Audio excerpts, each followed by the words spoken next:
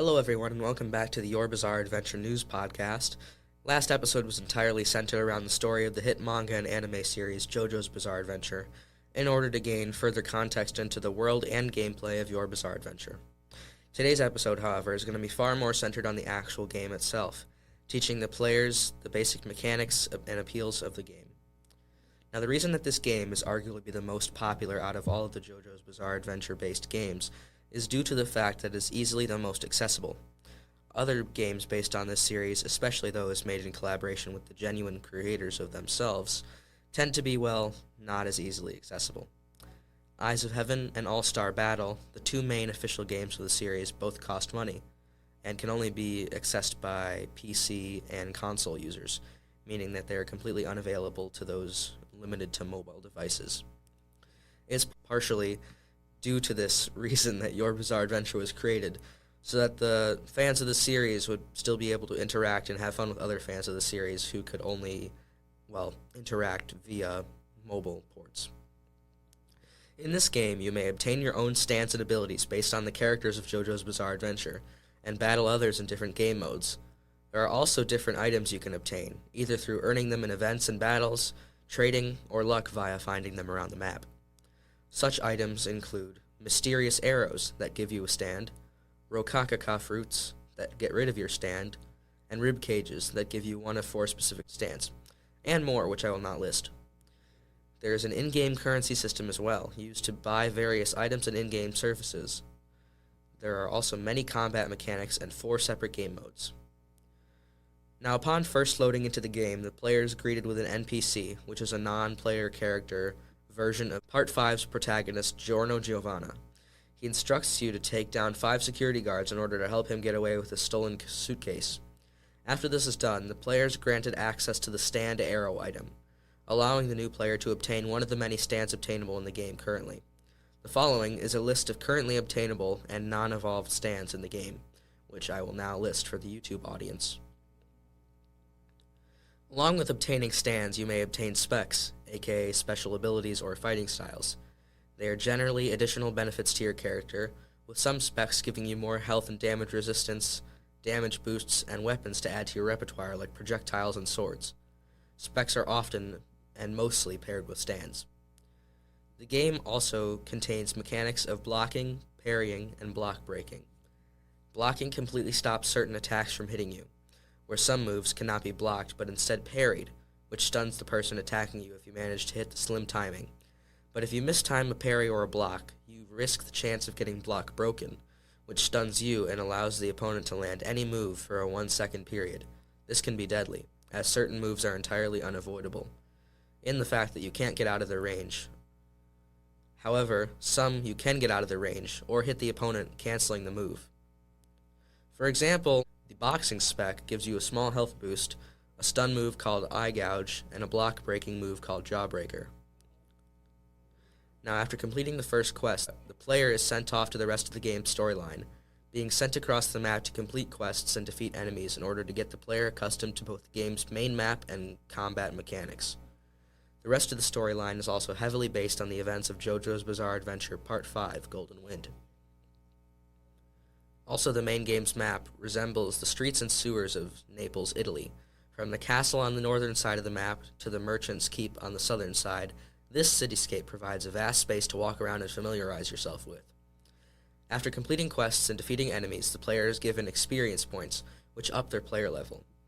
Each player starts at level 1, with the maximum obtainable level being 50, which has extra steps to get to, as I will soon discuss. With each level up, the player is given exactly 2 skill points, which can be spent in the player's skill tree. Your skill tree is the most important part of Your Bizarre Adventure, as it is through the skill tree that the player may choose to spend their skill points to receive additional benefits such as movement speed, extra health, and more. There are 4 player specifications, known as prestige levels. One can obtain a level of prestige by reaching the maximum in-game player level. At prestige 0, this level is 35. Upon reaching this max level, the player may, if they so choose, reset their game's progress in order to obtain the next prestige. This will reset the player's level to 1, but grant them a new maximum level that is 5 more than the previous, continuing until prestige 3 with a max level of 50.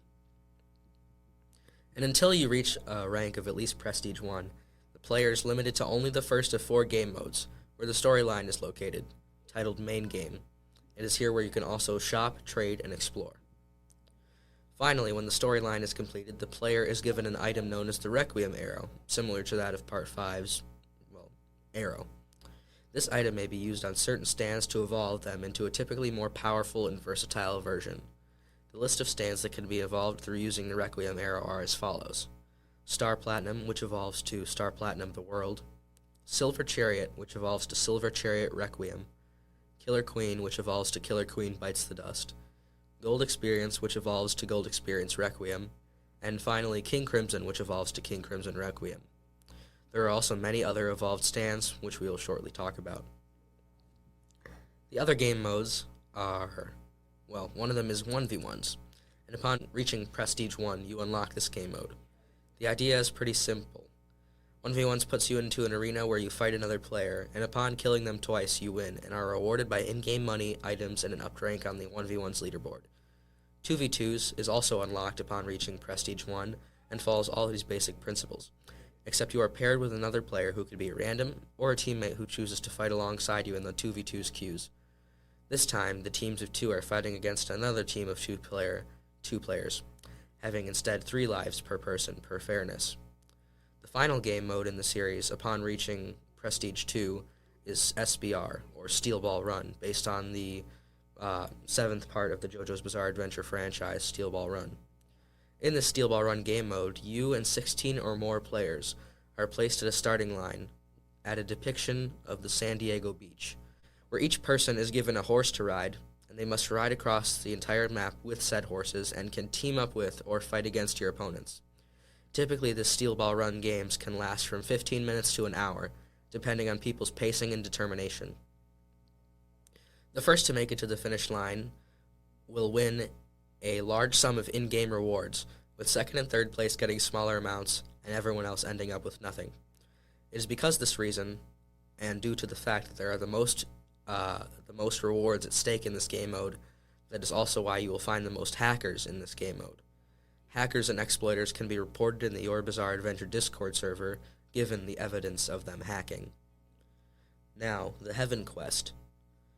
In Your Bizarre Adventure, there is an additional optional storyline known as the Heaven Quest, which revolves heavily around the story of JoJo's Bizarre Adventure Part 6, Stone Ocean.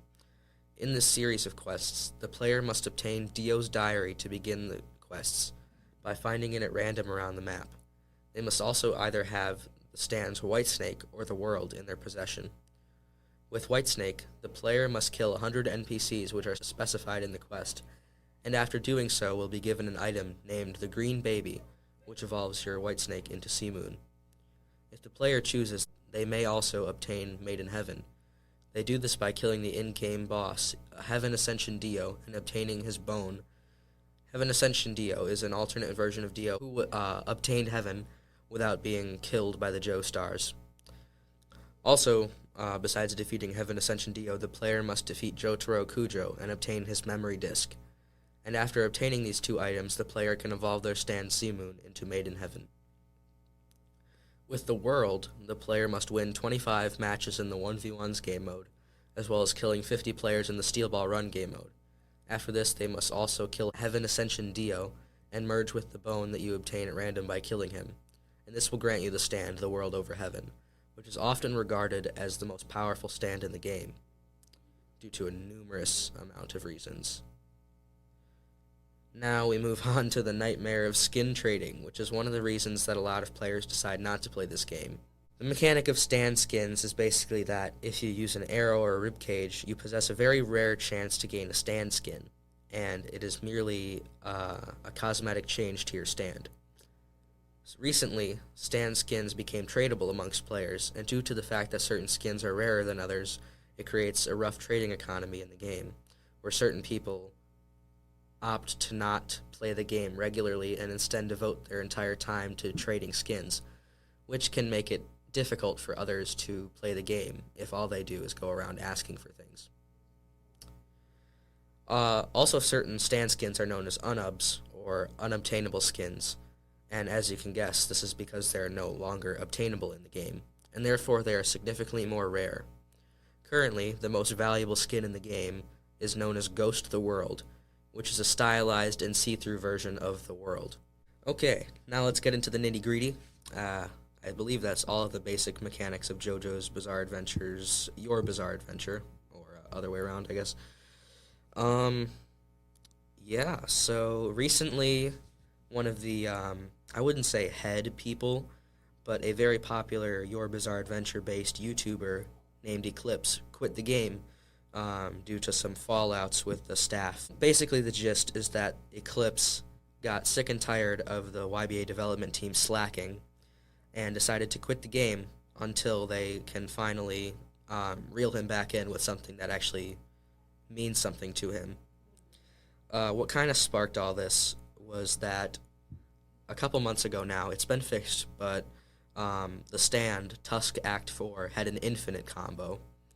Now, an infinite combo essentially means that once the player is trapped in the combo, they can't escape, and it's an infinite cycle until the player is dead, meaning that Tusk Act 4 players, upon landing the move known as Wormhole Uppercut, are basically given enough stun after the move is over that they could forever continue the combo. And this was extremely unfair in 1v1s and Steel Ball Run game modes.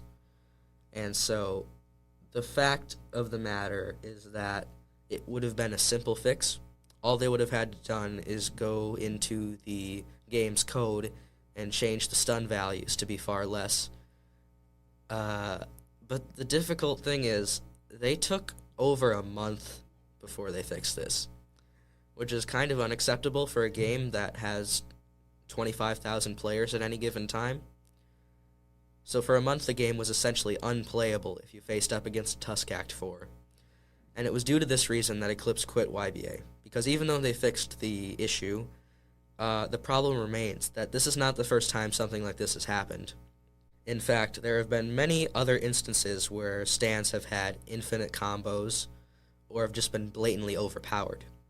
One example of an overpowered stand that came out during the Stone Free update of July was Anubis. Anubis in Your Bizarre Adventure and JoJo's Bizarre Adventure is basically a sword, and that's about it. Because some stands could be anything.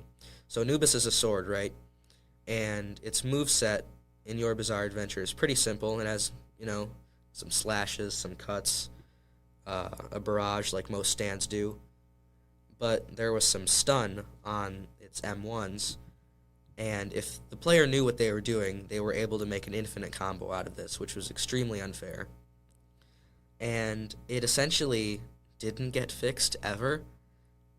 In fact, they actually kind of made it more overpowered in that they got rid of the M1 stun, but they made the final M1 a block break, which essentially means that no matter what you do against an Anubis player, you're either going to get poisoned by the M1s, or you're going to get block broken because you're trying to avoid the poison. And there are more stands like this where it's just a pain in the butt to fight against. I'm trying to think of one, because this is kind of off script now. Let's see, there's Tusk Act 4, Anubis. Oh, right. Another stand that's become unbearable to play against is Sea Moon. In Your Bizarre Adventure, Sea Moon is also very overpowered, as it has an ability known as Gravitational Shift, which has a very large radius and stuns players around you and also gives you a very large jump boost. However, it also has an incredible amount of stun if you land the move, which is not at all difficult to do because it has such a wide range. So if you use Gravitational Shift, you can pretty much immediately use any move in the game thereafter, which can lead to some incredibly annoying things that you cannot escape. And there's a lot of issues going on with Your Bizarre Adventure at the moment, and it's causing a lot of people to quit the game. But there's still hope, of course, because there is a rework to a spec coming out sooner or later, and currently the YBA Halloween update is happening, which I'll talk about more next episode. I'm sorry that this episode might have dragged on a little bit or been a lot shorter than the other one, but that'll be the end of today's video. Um, I'd like to thank you all for listening, and yeah, tune in for episode 3 next week, where we'll talk a bit about other in and out of game events related to Your Bizarre Adventure, as well as the Halloween update. Thanks for watching. Goodbye.